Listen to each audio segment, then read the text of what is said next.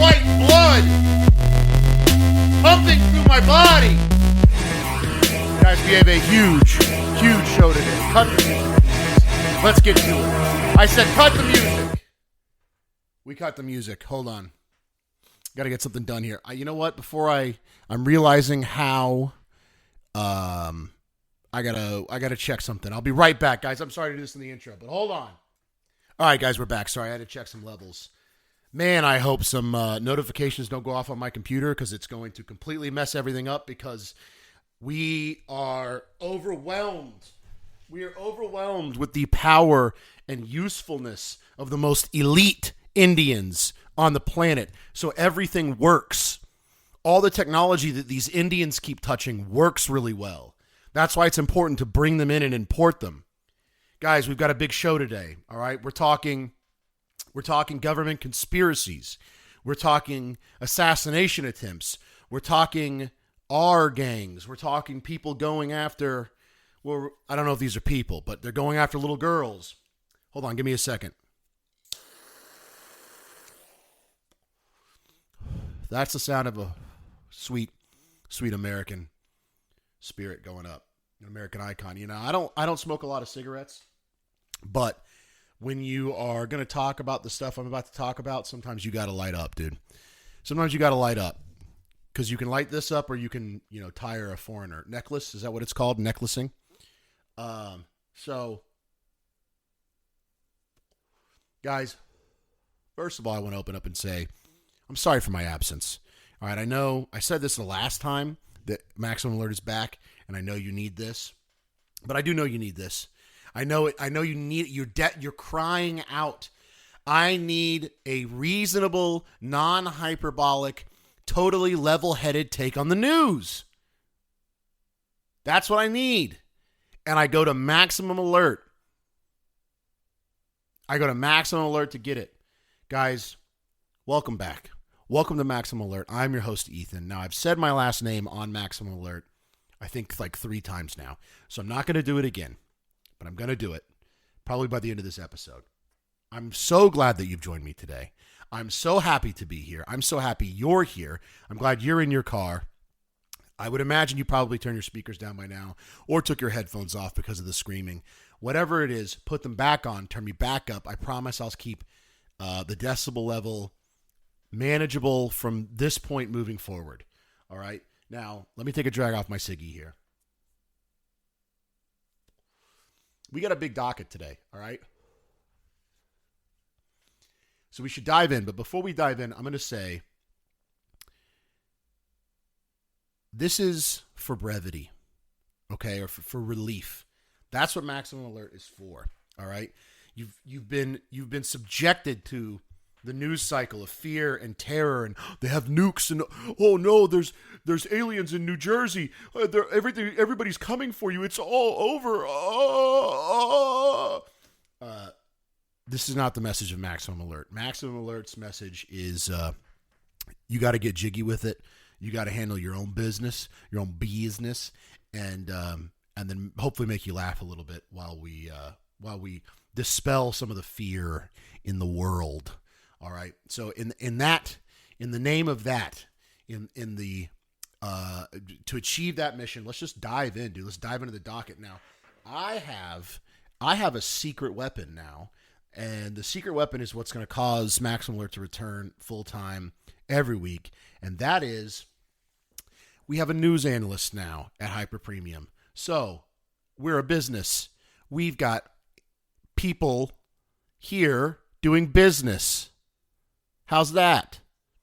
My news analyst gave me a packet. I've got all this news analysis. I've got all the work done. So now I can just shoot these or record them as I needed. So we're coming back all the time, baby. So I got a nice little list here. We're going to open up with the New Orleans terrorists. Now I know that that's a little played out, but listen, when you're gone for 4 months or 3 or however long it's been, you get a lot of news to choose from, and these are the topics that I picked. Or were picked for me. I don't remember. The New Orleans terrorist, all right? Now, you guys, I'm sure are mostly aware of what happened in New Orleans. So this guy Shamsuddin Jabbar, the box from Dune that kills you, got in a truck and built IEDs and drove into a crowd of people. All right, now he killed 14 people, he injured 30. That's not funny. Okay, that actually isn't funny. That's terrible. I'm glad this guy's dead. But he drove a car through a crowd of people, and then he died in a firefight with law enforcement. Good, glad he died like a dog. Now, there are a couple things that I think are worth mentioning here before I kind of dig into what I really think the main the thing that I don't see a lot of people talking about that I think is the like actual kind of news story here.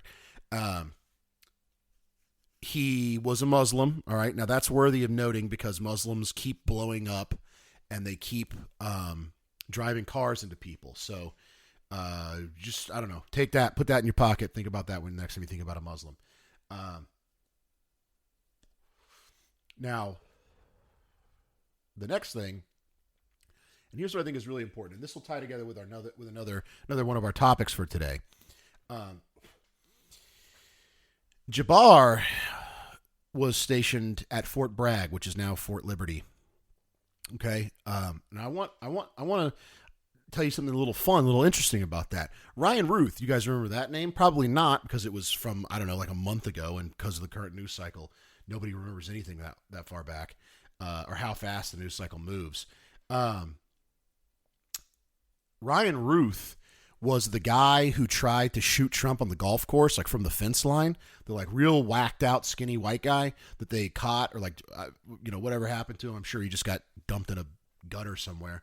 But he committed suicide by shooting himself twice in the back of the head and then jumped in a gutter. That guy, he visited Fort Liberty or Fort Bragg. Let's call it Fort Liberty moving forward because that's what it's called. He visited Fort Liberty 100 times.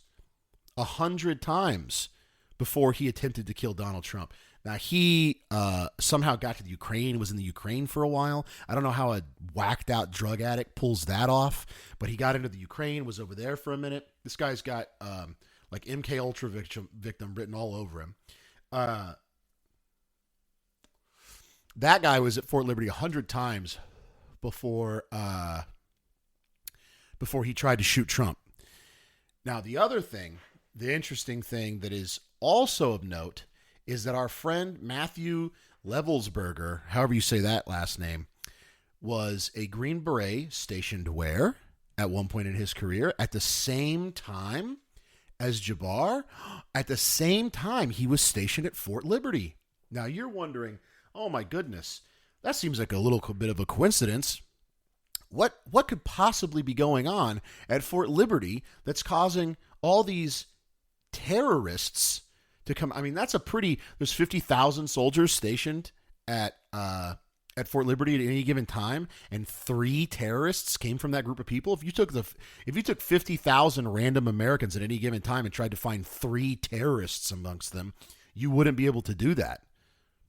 So 50,000, you wouldn't be able to find one out of 300,000 Americans. You wouldn't be able to find a single terrorist. And out of 50,000 from Fort Liberty, there's 3 terrorists? I mean, that seems strange to me. I wonder, let's give it a quick Google. Let's look it up. What's going on at Fort Bragg or at Fort Liberty? Who's stationed there? Oh, wow. The 4th Psychological Operations Group, or 4th POG is what it's called. They're stationed at Fort Liberty. That's crazy. Now, what do? Let me read you the summary of their operational duties.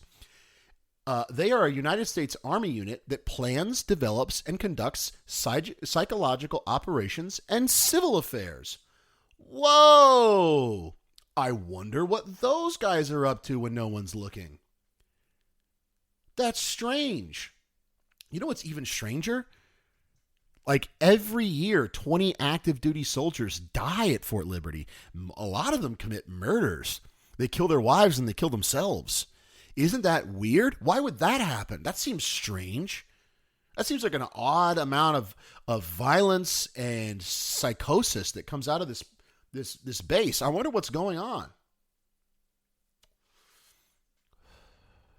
That seems totally normal to me. I know that when I get off work, I like to go have a couple cold ones with the boys and then go home and kill my entire family, beat the dog breath out of my wife, and then shoot myself in the face. That's normal. That's normal for a normal. If you hear that story, you go, again, man, because it happens so often, right? Because it happens so often in like the general population that that when you hear a story like that, you go, not again. And then you just go right back to typing on your little desk or reading your little book, swiping on your little phone. That's what you do. That's your reaction to that kind of story, because that's not crazy. That's normal. That's what normally happens. That's how, like, at least half the families, one half gets divorced, the other half dies from murder-suicide, right? It's just so normal. The Army, I got people that listen to this who think, still to this day, young guys who think that like being in the armed forces is cool. All right, being in the armed forces, you probably get like the deeper you get in, the more special forces you get, probably the more male bodily fluids you have to intake, the higher you get up there. And then what's your job? To put on night vision goggles and shoot brown kids in the face on the other side of the planet? That's sick, bro. Awesome. And then when you retire, you have a 50% chance of creating a shitty car bomb and trying to kill the president. Awesome. That's a sick retirement plan. In my 401k, at my normal civilian job that doesn't have to do anything to do with the military, at my 401k, it says when you cash out, you get 2 years. You get your money, and then 2 years later, you domestically abuse your wife to death, and then go like kill the mayor of your city. That's actually part of the contract. So, working in the military is like a cool thing that you can do. It's like a legitimate job that has nothing to do with severe mental torture and rape, and the burning and killing of innocent people, and the efficient use of taxes. Don't forget that. It's efficient. The bullets are priced well, and the paying $1 million for an anti-tank missile seems reasonable, right? Now, I've seen those factories. I've seen where they get assembled. It makes sense that they would cost $1 million. So it's an efficient use of taxes to go be a guy shooting some kind of rocket and then loading a M16 or whatever they use these days. You're a hero, okay? These guys are heroes. All of them. They're heroes. They're not retarded 18-year-olds who have nothing better going on and get sucked in to some sort of like life draining, humanity destroying Ponzi scheme. And then when they get exposed to reality, they crack and decide to go deeper into the belly of the beast so they can be on the Sean Ryan show when they're 40 and missing a hand. And saying things like, "Oh man, I was just focused on killing as many guys as I could, brother. These guys were arguing behind me, and I was just focused on taking human life." That's a real quote. I don't know by who, but it's just some faggot on the Sean Ryan show. Also, I think if you get these guys like alone, like one-on-one, I'm pretty sure like a Navy SEAL, after years and years of doing MMA and boxing and stuff, I'm pretty sure I could head kick one of those guys into the next life. I don't think like what is it that makes them so scary that they have night vision goggles? Like what if they can't call an airstrike or have big helicopters? So are they really even that tough? Are they even that tough, or do they have helicopters? I don't know. That's just a question I'm going to float out to the group.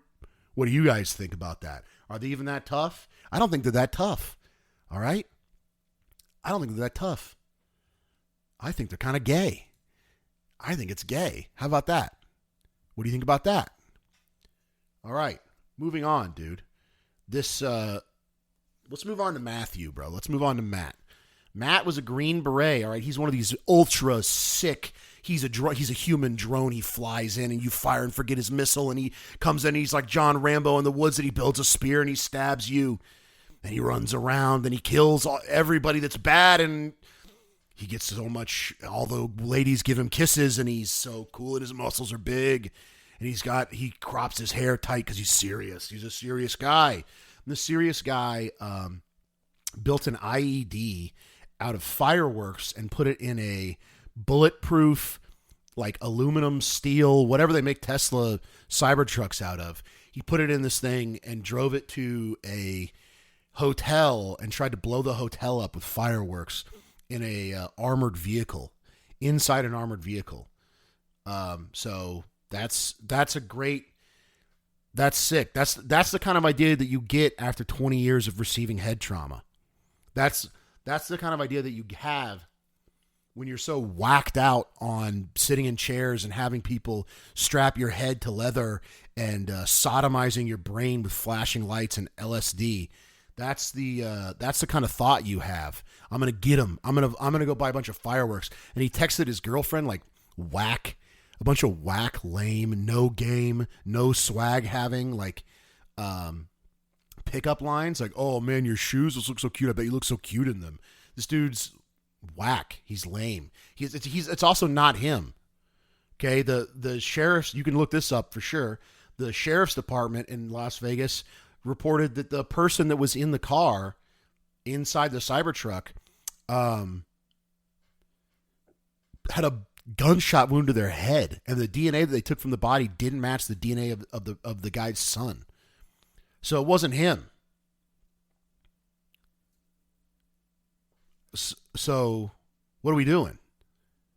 It's not Matthew. Matthew's off on a beach somewhere getting hit with more LSD. He's getting hit with the heart attack gun. What's the Havana syndrome? Havana syndrome? Is that what it's called? When you get shot in the face with the x-rays and it gives you brain cancer. This is just sick, man. Being special forces, being Jason Bourne, being Ryan Jones. What's Jim from The Office? What's his television show? Ryan Jones, gay Jones. I don't remember. But when you're that guy, you're like cool. You're wearing a bulletproof vest. You're running around this like dirt streets and places with no toilets in countries where there's no electricity. You're shooting bad guys. You're being sick, dude. That's over there. That's where all the danger is. We got to kill them over there so they don't get on rickshaws and come across the ocean to here. To do what? It's ridiculous. All right. This is absurd.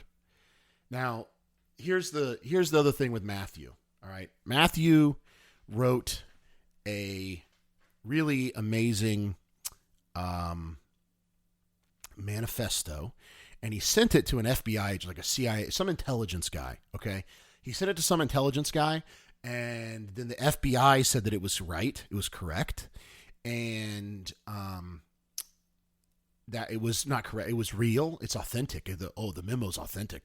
It's real. We, the FBI, the most trusted organization on the planet, the intelligence agency, the FBI, the people who want the best for you. We want the best for you. We're at Langley. Langley's the CIA. Where's the FBI headquartered? Hell? Is the FBI headquartered in hell? That's where it's got to be headquartered, right? In hell? The FBI's in hell. They're in hell planning good stuff for you, the American citizen. They care about you. The average FBI agent isn't some McDonald's French fry eating Landman, the show Landman, which is actually kind of good. Billy Bob Thornton's, although he's a sex freak weirdo, is a great actor. The Landman, whatever, that's beside the point. Landman's not that good. But you're watching Amazon Prime. The FBI agents, this FBI agent that said it's not a terrorist attack, the black lady from old Gom Jabbar's, the New Orleans attack. We're digressing here a little bit, but this FBI agent, she's wearing a nose ring. There ain't no terrorist up in here. I asked him. I said, "You terrorist?" He said, "Nah." I said, "There ain't no terrorists around here. Come on, be serious." That's the FBI. So the FBI is confirmed. They confirmed with their gigantic authority gun. They pointed their authority gun and shot it at the what's the word? What do you do? What do you do with word? What do you when you kill people? You write something? A memo? A memorandum? A manifesto? The FBI stamped their big authority stamp and they said, real. So you know it's 100% authentic. Okay?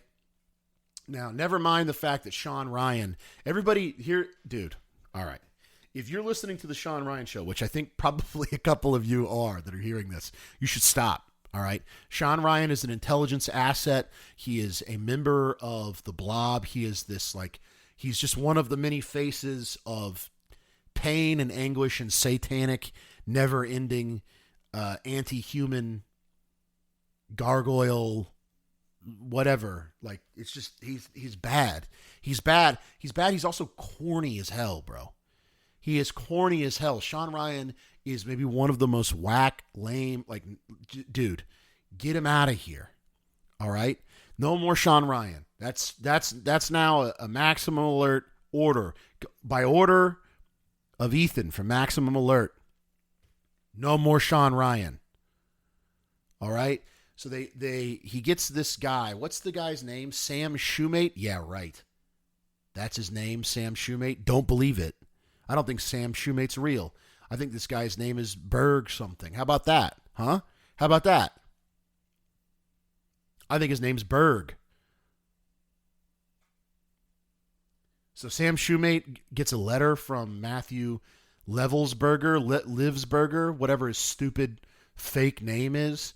And I just want to play you guys this clip because I want you to hear the tone of the Sean Ryan show in a critical way. So when you hear this, I want you to think, if somebody was talking to me, don't think man, this, I think when people watch the Sean Ryan show, they think, oh yeah, these guys, they know what they're talking. Oh, I'm focused on just killing as many guys as I could.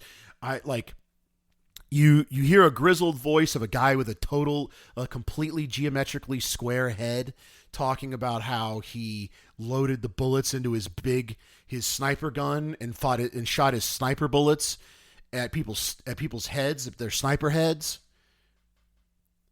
He's liquidating. I'm liquidating them. We had to liquidate the target. We had to ace them. We had to liquidate the target. The bogey. We had to get the bogey. Are there bogeys? I had to get the bogeys. So people hear that and they like Jason Bourne and they like, cool military stuff. And so they get lost in all of that and they don't realize that the tone is the tone of a car salesman who's if you were to go to a car lot and stand in front of a Kia Sorento, just some totally trash lunchbox piece of shit that everybody knows sucks, including the car sales guy, and you were standing there going, man, look at the alloy wheels on this. Ooh, look at the Beetle shape. It's so aerodynamic. The engineering is amazing. Wow, I love variable speed transmissions. And you're saying that the tone that guy would take when he's agreeing with you, knowing full well that you're saying the most retarded thing he's heard this month, that same tone is the tone that the entire Sean Ryan show is recorded in. It is people that know that they're lying and talking to people who know that they are lying and nodding their head going, yeah, brother, you had to shove the knife into the... You had to go. You had to get the target. You had to liquidate the target. So listen to this. I want you to listen to the first few seconds of these retards talking about this. All right, give it a second.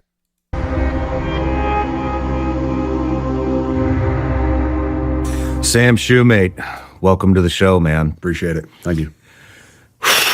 I'm nervous about this one. Yeah, me too. I'm really nervous about this one. So yesterday, coming. Does Sean Ryan sound nervous to you? Yeah, me too. Thanks for coming in, man. I just went to a wedding, my buddy's wedding. Every time I met somebody, and we're doing pleasantries and stuff, that's how I said, oh, man, thanks for coming up and introducing yourself, bro. because I want to be like cool, you know, like I want people to think I'm like cool, like I'm like cool, like I'm like in high school, like I'm cool, you know, like I've got sunglasses on, I'm leaning back, I got like a cool jacket. I'm like, yo, man, thanks for like coming by, bro. I appreciate you coming by, because I'm like cool. And so I got to I have to take my sunglasses off because I'm wearing them because I'm already so cool. So this guy's doing a bit, all right? He's doing an act. He's got a tattoo on his wrist. He's sitting in a leather chair. Dude, the set on this stupid podcast is, oh my goodness. I'm having to refrain from saying the F word because I'm so turned up about Sean Ryan. So Sean Ryan, former Navy SEAL, former CIA contractor. No, what? And now he has a podcast? Now he's got a podcast where he talks to all the other CIA guys? And it's like cool and real and not a fake thing that's totally made to scare you and freak you out and get you distracted from your job because you're so nervous about something blowing up that you can't do a good job and you get paid less? Oh, what? And you're afraid for the future, so you don't really save a lot of money because you think the future's not going to happen because you're going to be dead? And so you don't save any money, you just spend it all on gay shit from Target? You buy tennis shoes? Oh, what? Sean Ryan. Oh, man. I'm so glad you're here, man. And I wish you guys could see this blockhead's face. His stupid, gigantic nose having, low ear having, Cro-Magnon face. All right, this guy should be shining my shoes. This is not a serious human being. Sean Ryan, dude. And Sam Shoemate, this guy's little. First of all, little. Big red flag. Okay? Not always. I know. I've got some buddies who are not huge, who are small guys. Shouts out to my small kings. This guy, you're in this situation and you're little. Now that's a problem. Okay? You're in this situation and you're little. I'm loud. I'm like a loud person, all right? So that's not inherently a problem, but I'm at a funeral being loud. That's a problem. Okay? This guy in this situation, being an intelligence agent and being small, that's a problem. That's problem number one. Second, he hits with the, me too, dude. Car salesman, agreeing with you about the Kia. All right, these are not serious people, and I can't play any more of the show because I think I'll get kicked off of YouTube. YouTube has not because it's like, whatever, I post maximum alert, 12 people are going to see it, but YouTube has like an automated thing that they'll get you on. They'll get you bad, and they will get you. So Sean Ryan, faggot number one, special operations faggot. He played. He's sergeant. He's chief captain faggot. That's his role. That was actually his legal, and I didn't make that up. That's really his position. All right, and my sources say that's the one he chose. That they said, Sean Ryan, you're so good. You're so badass. You're so good at shooting the gun and reloading the gun that we're going to let you actually just choose. It's not even a promotion. You just pick. And he said, I want to be chief operating faggot. I want to be the number one guy. So Sean Ryan, bereft of any humanity, whatever, chose his lot in life. I have no sympathy for him. Next topic. Oh, well, I guess we'll just wrap a little bow on these two because they kind of bled together. So here's the thing. Here's the light, the beautiful silver lining on these two terrorist attacks, which happened the same day, by the way. So two guys who were positioned at Fort Liberty at the same time, both decided to pop off on the same day. Now I'm actually not that much of a conspiracy theorist, honestly. I'm more of a people are incentivized to work together, and sometimes it looks shady, and sometimes it is, and whatever, blah blah blah. I'm not a big conspiracy theory guy. That's weird. Two dudes positioned in the same base at the same time, then later on, years later, decide to commit terrorist attacks in the same day. They're not talking to each other. I'm not saying that they were. They probably weren't. They probably didn't even know each other. Like that's another thing that was like I was reading articles that were like, people saying that they worked together or like nobody's saying that. Nobody's saying that they even knew each other. We're just saying that they were in the same place at the same time years ago. That place is surrounded with an aura of mystery where people keep dying and killing other people. And then on the same day later in life, they both decide to commit a terrorist attack. That's odd. That's weird. I'm sorry. It's just strange. There's no way to get around that. It's just strange. It begs asking a couple questions. What's going on at Fort Liberty? What's going on there? Why is there a psychological operations? Why do we have a psychological? What purpose could they possibly? What could they possibly be doing? Are they figuring out how much people like glitter? Are they figuring out how much people like key lime pie? What kind of psychology are they studying there? Are they weaponizing human psychology? That seems like what a military psychological operations group would do. They make weapons. They use weapons. Every other military operations group uses some kind of weapon. That's what the military is. It's a weapon. Seems strange. That's not absurd. And if you say it's absurd, you're retarded. You're a window licker. You have jelly in your head. Your brain's running out of your ears as you talk. You're a fool. Strange. Anyways, what's the point that I'm trying to make? Did you guys hear me itching my chest? I don't have a shirt on, by the way. I'm recording this shirtless because it's hot. It's 22 degrees outside. It's hot in my office. That is the power of the RTX 4090 graphics card. It is literally a space heater. Now, what's the silver lining here? The silver lining here is that this is fake. All right. Now, not the 14 deaths. That does suck.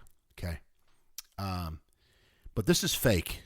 All right. Sean Ryan's thing that, they're talking about the thing that's like scary about the Sam Shoemate memorandum, whatever its stupid thing is called. The thing that's supposed to be scary about it is that it's about the drones and there's Chinese and they've got whatever autonomous nukes and it's checkmate. They said it's checkmate.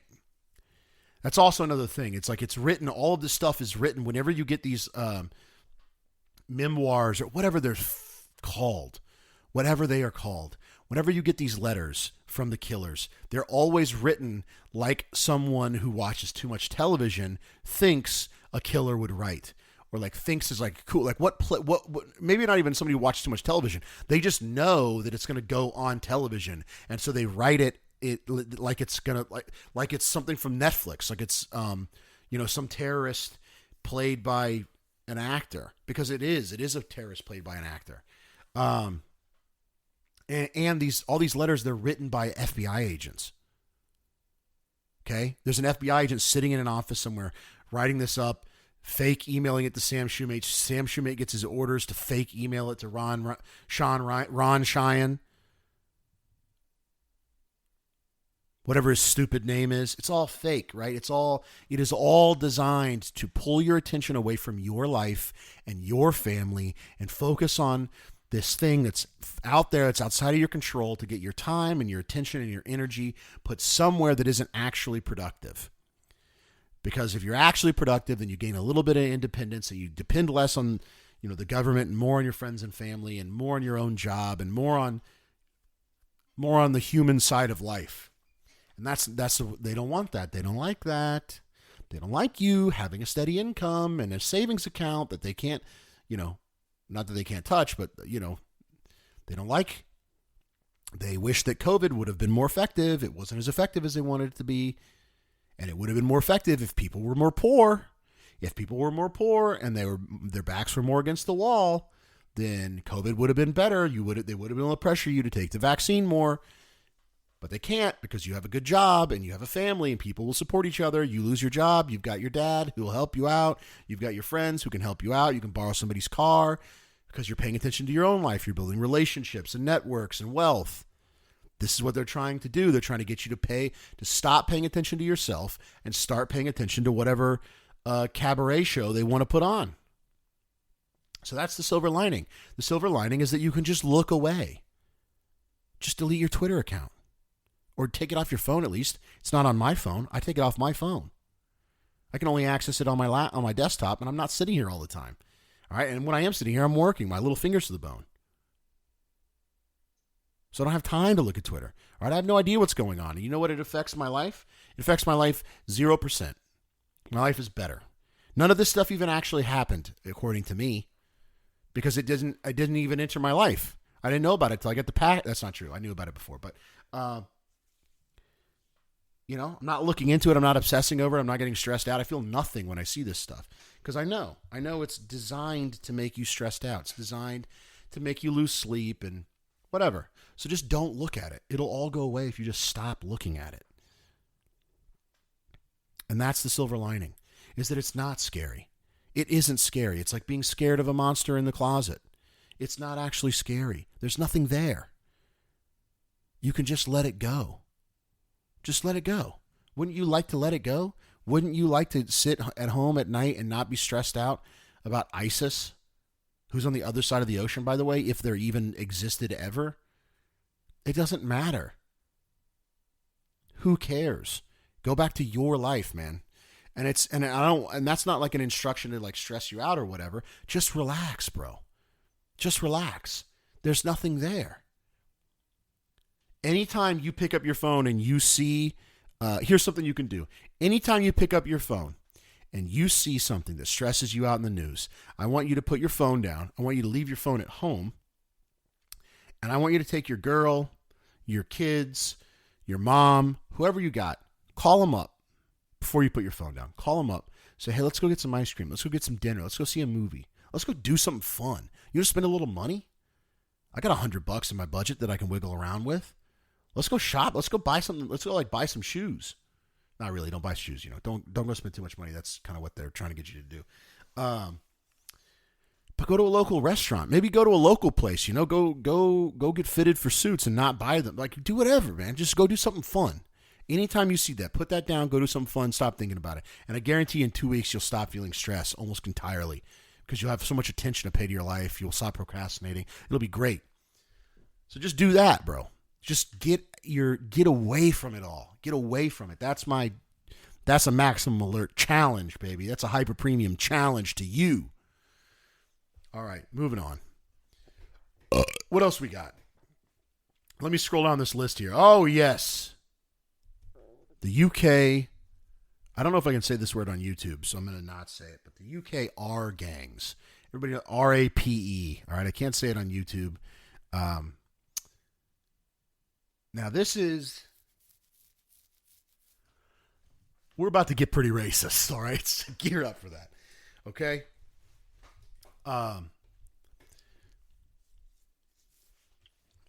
These people are animals, okay? These people are animals, all right? The people from these countries, from Pakistan, from India, many of the Arab countries, these people do not have frontal lobes, all right? They've not been fed enough to develop a full human brain. They're operating on amygdala only. They blink in an unsynced way. One eye blinks before the other. They eat different versions of some kind of like pudding, meat pudding with actual poop in it. All right, these people are murdering retards, murdering RAPING retards. Okay, you cannot allow these people into your country. You cannot allow these people close to your daughters. All right. And here I'm about to take an angle here that people don't like. Okay. This conversation has been kicked up in the media again. I actually don't know what started the conversation being kicked back up in the media, because this has been an issue. I don't know if you guys know this, but this was like a hotbed talking point like before Trump was elected the first time. So this has been a problem, like no-go zones. I remember, what's his name with the beanie? What is his name? The guy, I think, is he lame? I don't remember his name. Tim Pool. I think he might be lame, but I don't know. He was cool back in the day. I don't keep up with like the trends now. I don't keep up with like who are you allowed to say is cool. I don't think Tim Pool's amongst them. Tim Pool like went to the UK and tried to go to like part of London or whatever and got like beat with a rock or something. I don't remember exactly what it was, but there was, I don't know if there still are, there were no-go zones in London where white people couldn't go because Arabs would try to kill you. And that's real. I'm not making that up. That's like a YouTube video. You can go watch Tim Pool drive around these no-go zones. I think he was with Ralph Lauren. He was with Lauren Southern. And she almost got hurt. You know, I mean, these people can't control themselves. They're from a part of the world that does not teach them to control those urges. All right, and even if even if they were from a part of the world that taught them to control those urges, the way that you get taught to control urges like that when you're that early, if your mind is frozen because you didn't get enough food, or your dad raped you, or you had sex with a goat or whatever early on, so you have some trauma or some malnourishment, your brain can't grow, so you get stuck at like the mental equivalent of a 9-year-old, and then you get put in the muscular body of a man. The only way to teach somebody like that something is to beat them. That's it. That's why like policing is so harsh in those countries. It's not because they're ruled by these oppressive regimes. It's because the only way to control these people is to beat them. Okay? And that's not... Now, obviously, I don't mean all Arabs. Like, there's a reason why they're getting beat. They're getting beat because normal people that are in Arab countries, in Pakistan and India, that are trying to go about their lives, normal Indians, normal Pakistanis, people that do have frontal lobes, that were not totally traumatized, they have to try to live their life. But the proportion of murdering retards to the normal population is so high in these countries. And so you have to dole out these massive beatings constantly to try to maintain peace. And it's like a failing game because what are these places like? You can't walk down the street at night without getting shot in the head. Sorry, not shot in the head. They can't afford guns, or do they know how to operate them? So they blow up, they explode, or hit you with sticks. Those are their options: exploding or hitting people with sticks. That's the valiant, noble behavior of someone with a fully developed frontal lobe, isn't it? Isn't it? I mean, we're saying, that you're sitting there, your hands are a little tighter on your steering wheel. You're going, I don't know, Ethan. This is you're being pretty racist right now. Well, isn't all the other races? They all explode and hit people with sticks, right? They all have rape gangs. Oh, got to censor it. Hold on. Got to mark it. Didn't mark it. Don't know how to mark it. How do you mark it? Not marking it. Okay. I'm going to have to just find it later. Great. I can't actually. I don't want to do that to myself. I got to mark it. Hold on. All right, it's marked. Now I know where it's at. I said it once. Might as well just say it again. Like other ethnic groups, they make rape gangs, don't they? You know. All the Salvadorian. Well, that's not a great example. All the Dutch gangs. All of them. You hear about those in the news, right? All those ones. All the Chinese gangs. You hear about those. I hear about them. You hear about them. All the what are the Scottish people? All the French Canadian gangs. I'm just saying it now. Let it go. I'll just bleep it. Whatever. So it's like you're right. Actually, I am being racist because of all the other ethnic groups that are doing that are exploding and hitting people with sticks and forcing themselves onto 12-year-olds. That happens all the time in other places, and I'm just looking it over because I'm bigoted. That's what's happening here, right? Now, on Work Hard, Jason and I talked about the ethnic thing, and I think that episode's coming out next week, so you'll hear that then, but I got told by Jason I couldn't say something on Work Hard, but I can say it here, so I'm going to say it here, which is that there's this big push 2 weeks ago that we got to bring more of these people here. Pakistanis and Indians are the same thing, dude. They're not different. They're the same, whatever. You want to say it's a different ethnic group, fine, whatever. They live next to each other. They bicker like brother and sister. It's the same group of people, all right? We got to bring more of these Indians here. We got to bring more of these noble and highly intelligent brown people here to form more rape gangs. Got to mark it.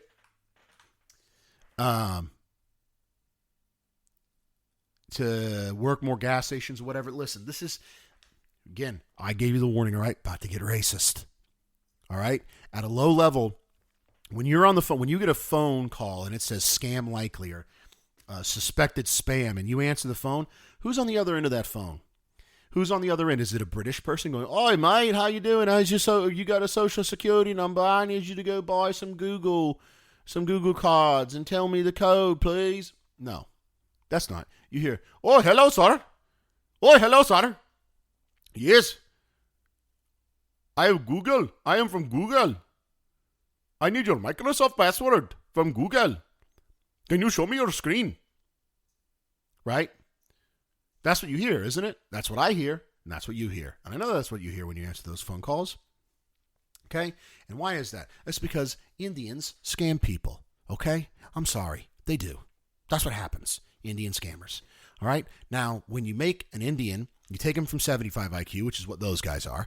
You take him from 75 IQ, you give him 125 IQ, bring him to the U.S. What's he doing? Is he making the greatest, most intelligent, intuitive software that adds so much value that people just, they have to buy? I have to use Google Docs. I have to use the new Google Pixel because an Indian man made it amazing. Wrong. What do? They come here and they just run more elaborate scams. That's what they do. It's scams at scale because they're smart enough to run bigger scams. All right? So these people are coming here. They're stealing your money. They're scamming you. They're making everything not work. They make everything not work. I spent a fucking hour and a half this morning. An hour and a half. Trying to get Salesforce to work with a Viso. It doesn't work.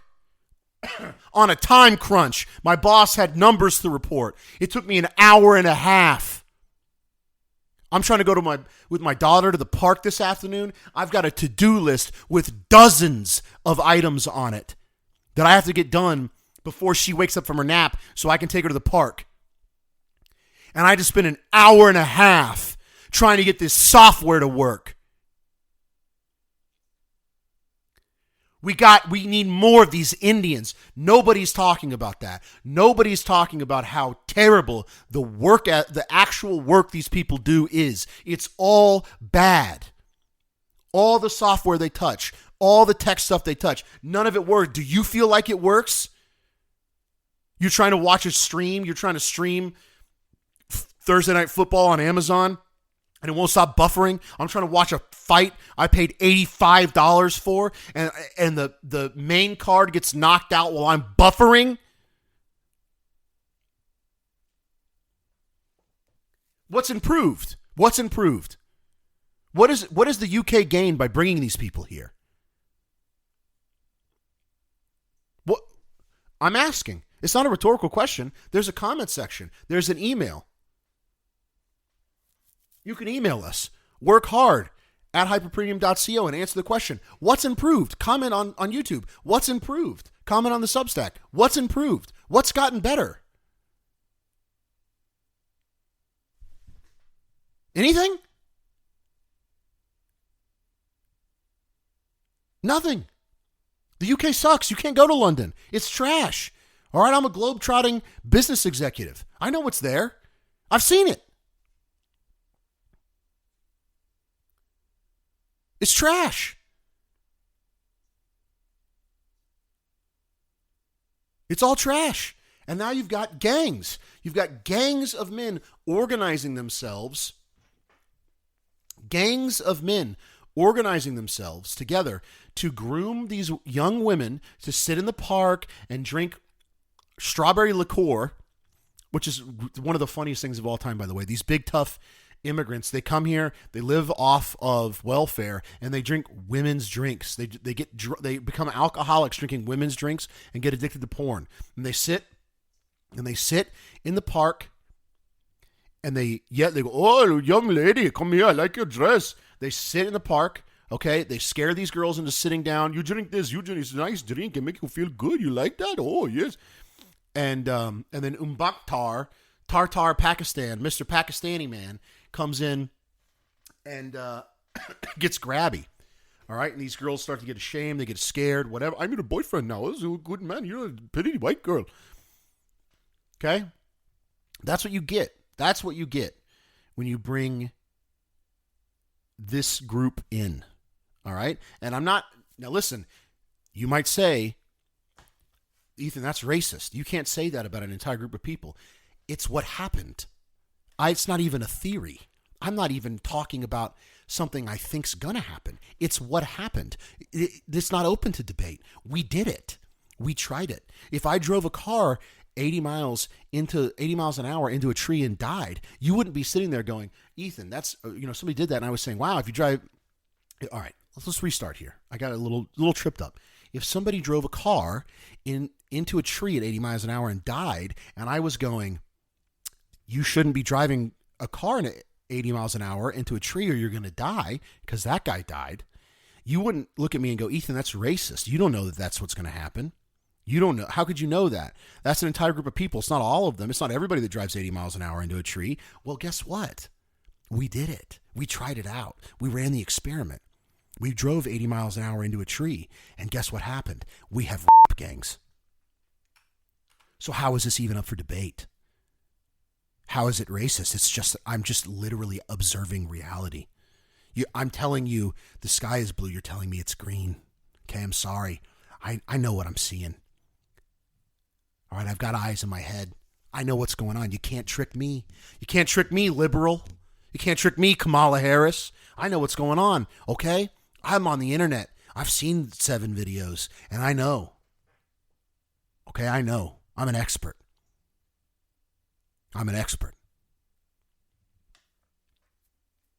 It's just, I'm tired of it, bro. I'm tired of it. We got to get them. I've been fully radicalized. I mean, I was fully radicalized before, but after this whole immigration thing, it's just whack.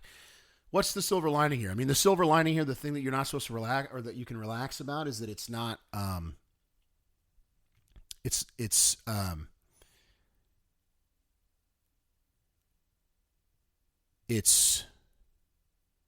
how do I say this? It's, if you are willing to accept the fact that these groups of people are dangerous, you can negate that danger by avoiding them. Okay? Now, you're going to have to square some pretty dark thoughts with yourself. And you also shouldn't, let me say this, you shouldn't hate. All right? Now, obviously hate guys that are, in grooming gangs and hate like whatever, but you should hate them maybe in the same way that you would hate the animal that killed your cat. All right, you're not hell bent on its destruction. On a cat, when we first moved out here, a cat killed my cat, and I killed the cat that killed my cat because it had to go. You can't kill my other cats, so it's got to die. And I felt kind of, even when I shot it, I felt bad.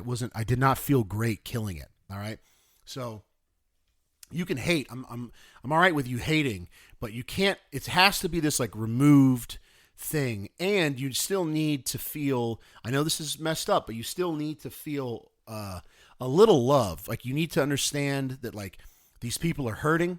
Okay, they were probably tortured by their friends and family growing up because their friends and family were tortured. They were fed very little food. They did not have the means to grow into an intelligent, useful member of any society, and so they just come here and they're just useless.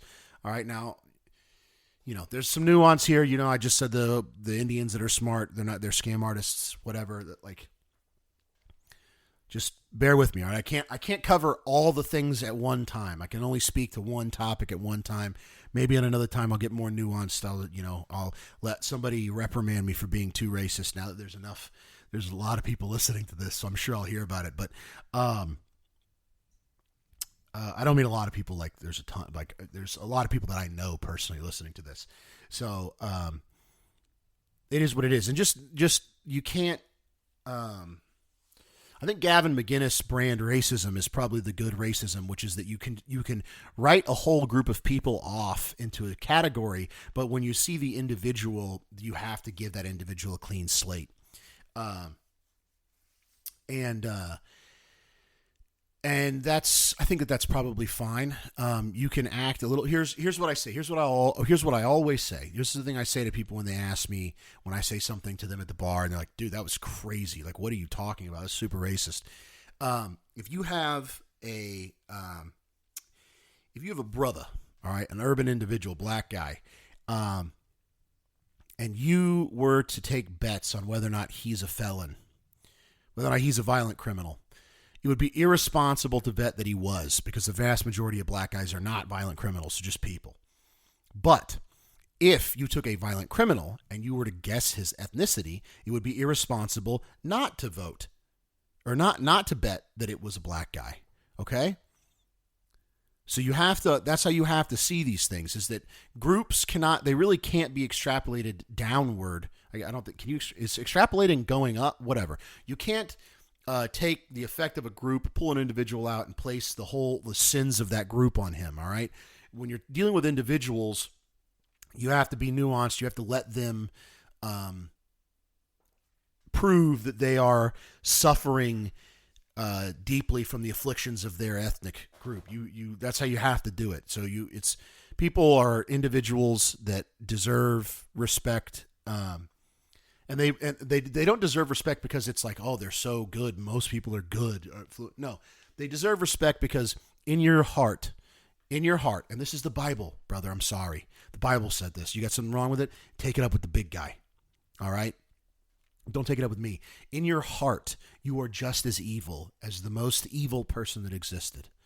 The only reason that you don't walk around blowing yourself up to kill kids or hitting people with sticks is because of the grace of God. So if you're operating out of that,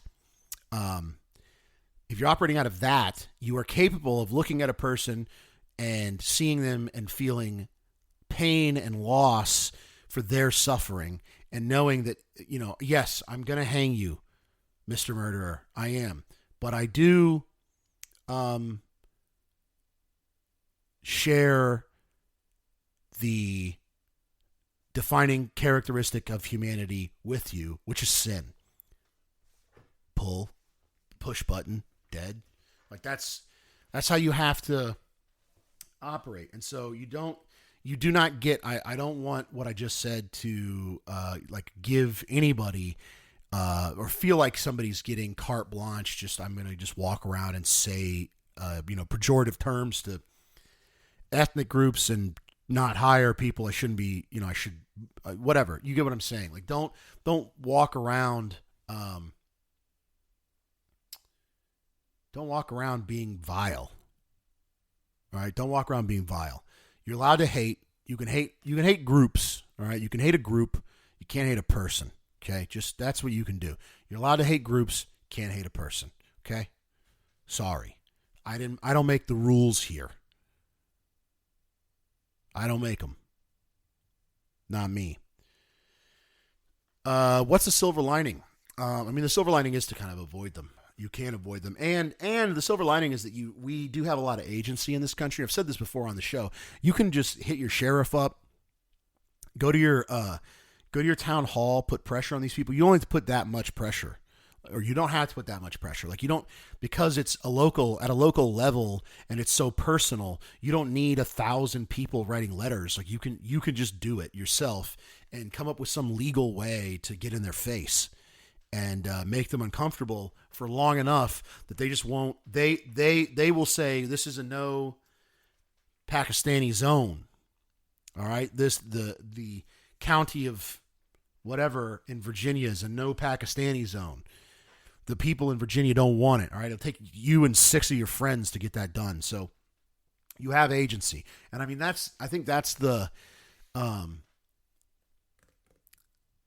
that's what I want people to realize, is that there is collective guilt, and there is collective, pride and collective guilt and collective victories and collective losses. And there is the collective, but you as an individual have agency.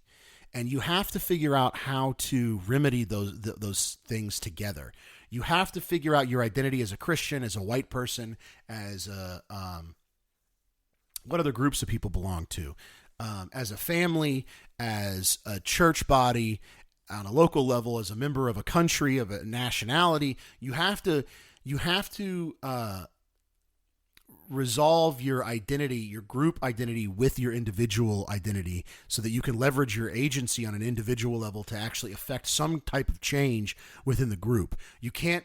That's why I really despise people who make everything I just said about race stuff like it's the axiom in which their entire world revolves around Jews and foreigners and all this stuff. Like, it's bad. It's bad. It's bad for you because it's back to this thing I was saying where it's like it takes your attention off of your life and off of your individual existence and onto this like war between groups. And there is a war between groups. There's always been a war between groups, and there always will.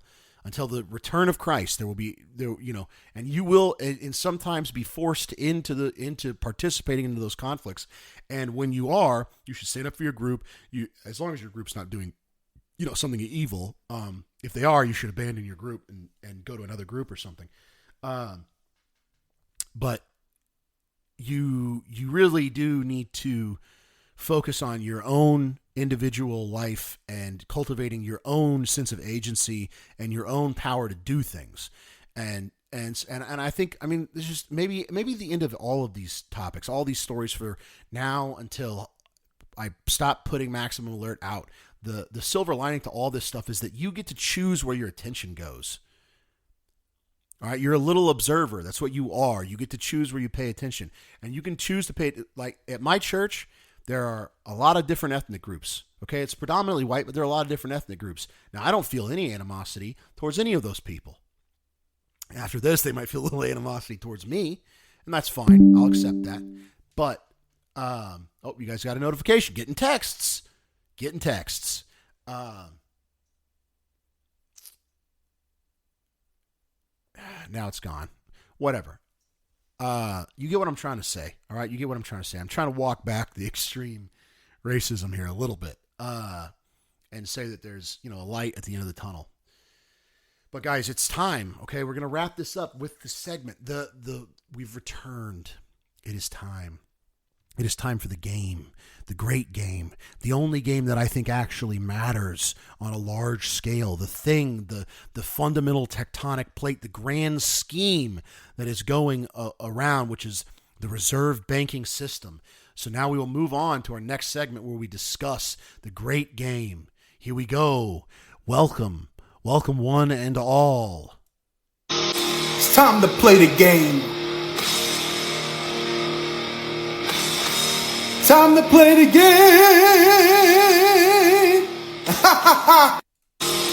There it is. I played it twice on accident. Whoops. Unprofessional. Whatever. Guys, this is the part of the show where we do a little Fed watching. All right. Now, I'm not, I haven't been in the markets long. I've said this a million times, but I'm 29. All right. I'm not that experienced. I haven't been like a Fed watcher for forever. I don't necessarily know 100% what's going on, but I will report this stuff as best I can. All right. And I'm going to keep this one short because we're already over an hour and I don't want to drag on too long because I know people have stuff to do. But there is one piece of information that is extremely, extremely important that no one has, I've really seen people talking about, which is that interest rates are going up right now. Okay?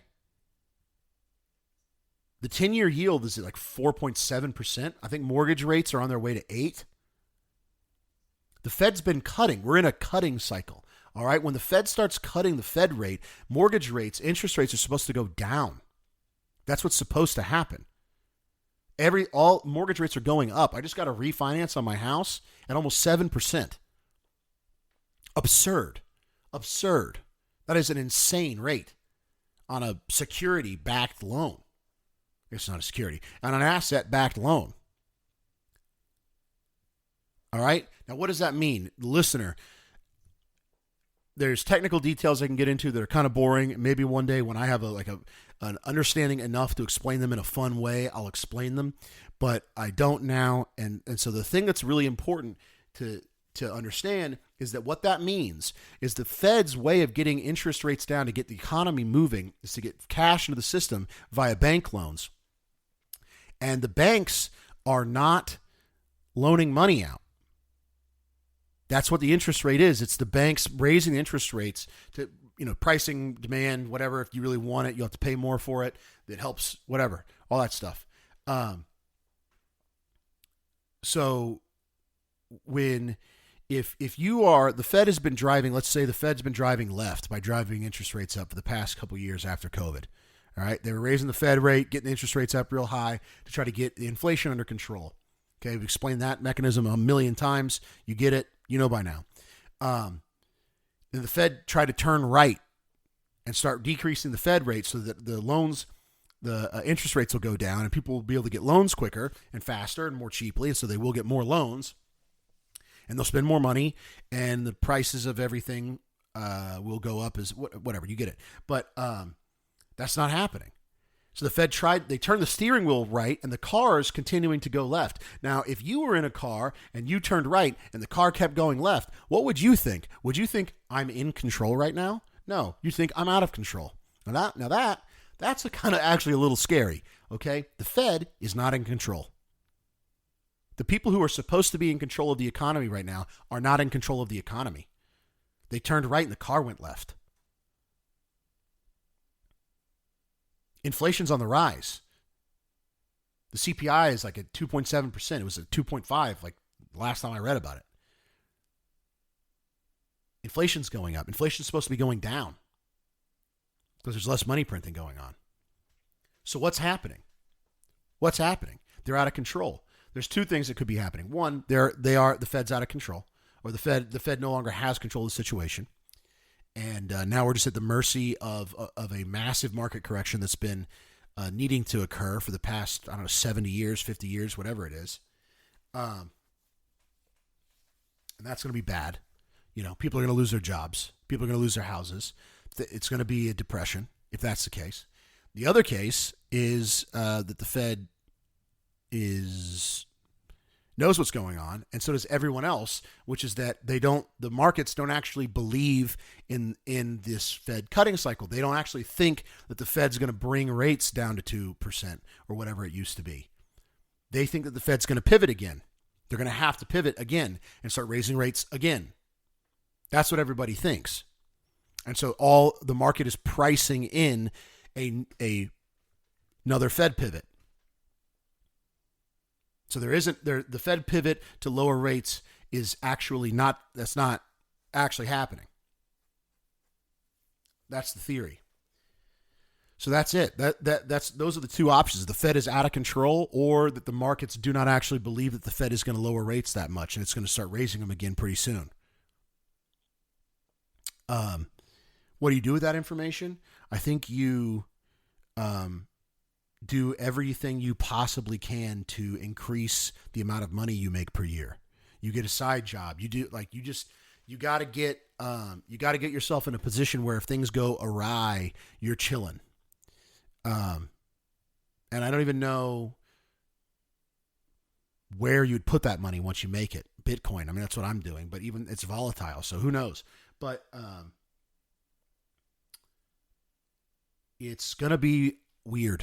Okay, Donald Trump's talking about buying Greenland, talking about invading Canada. Things are going to start getting really, really weird.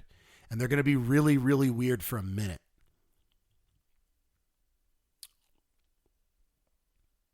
So just buckle up, all right? Get ready. Things are going to get tighter. And you're not helpless.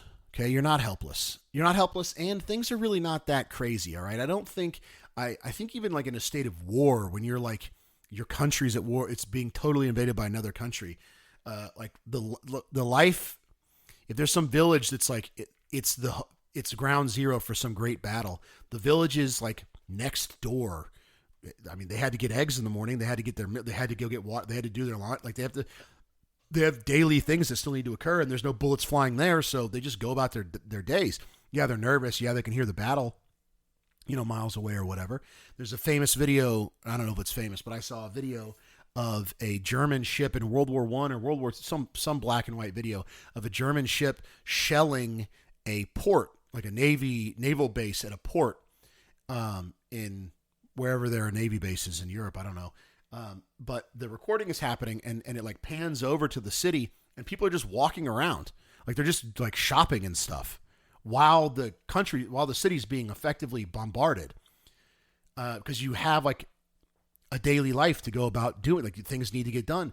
And so I think unless the thing that's occurring that's bad is happening on top of you, I don't know that it's going to affect people that much.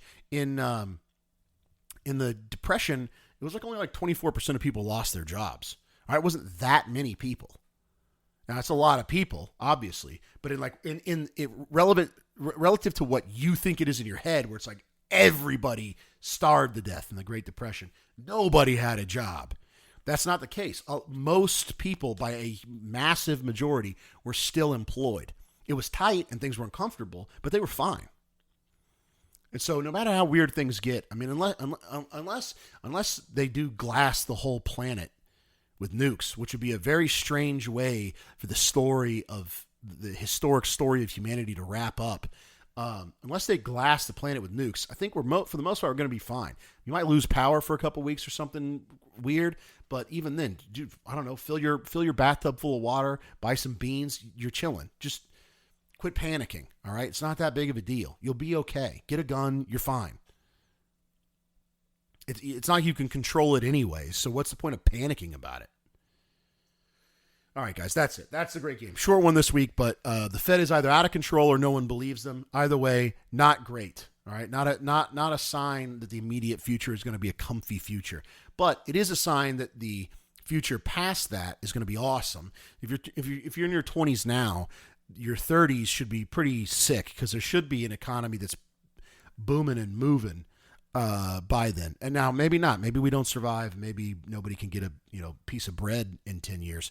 I don't know. But I think that we're just in a fourth turning, and the end of the fourth turning is preceded by, is it proceeded or preceded? Preceded by, it's followed by a time of growth, the first turning, a time of economic boom. And the West is very, very good at bouncing back. So I would just say it's all going to be okay, dude. Every little thing's going to be all right. All right? I love you guys. I'll see you. We are praying for you. Be looking out for hyper premium projects coming out. Maximum Alert is a podcast that is published by my digital broadcast company called Hyper Premium. Look out for other hyper premium stuff. We've got a cool short series that I think you guys are really going to like that's in the works now. My partner, Jason, is slowly going full-time at Hyper Premium, which means more content, more cool stuff. We're really, really gunning for this year to be the year that Hyper Premium kind of matures into a full-on project, a full-on business, a full-on force in the world. So subscribe to the YouTube channel. Follow us on Instagram, Hyper Premium Mag. You can follow me on Twitter at Unlimited Harm.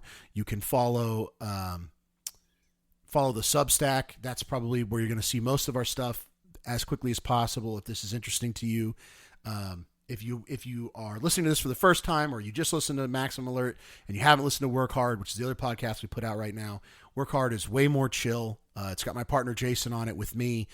Jason is way more reasonable and thoughtful and calm than I am. So, it's better. I think Work Hard is better than this. But guys, that's the show. I hope it wasn't too rambly. I'm trying to get good at this monologuing thing, but that's kind of why I'm doing this. I love you guys. I will see you around. Please do not get bent out of shape on the news. Just chill out, relax. It's okay. All right. Not all brown people are evil. Many of them are just like you, just trying to get by. That doesn't necessarily mean that they need to get by here. Maybe they should go back to their own country and get by there. But we don't have to be at each other's throats. We can resolve this in a calm way if at least one party is willing to firmly but calmly do what has to be done. And I think that that's possible. I think that that's possible. People like to pretend like it's not and pretend like it's naive to be optimistic, but I don't think it is. I think it's fine. I think it's naive and stupid to be cynical. I think it's naive and stupid to plan for the worst. I saw the other day a pilot flying a plane in a tight area, talking about it and saying, "I don't look at the trees. I'm trying to pull out over the trees, and there's a pretty good chance I won't do it. So I don't look at the trees because I don't want to run into them. I look at the sky because that's where I want to go. If I look at the trees, I'm going to fly into the trees." And that's the truth. If you look at the bad stuff, you focus on the bad stuff, you're going to hit bad stuff. You got to keep your eyes on the prize, your eye in the air. Be positive. Assume an aura of positivity. Just assume it's all going to work out. Okay? I do, and I just got a promotion again for no reason. Whole other thing on Work Hard. Guys, this is the real outro. I love you. We are praying for you. Please check out some more Hyper Premium stuff. Give us a little click. Give us a little like. Give us a little subscribe. It does help, apparently. I've been told it does help by every single YouTuber. I sound almost gay. I feel gay saying it, but apparently it helps. So I will see you guys in the next one. Bye-bye.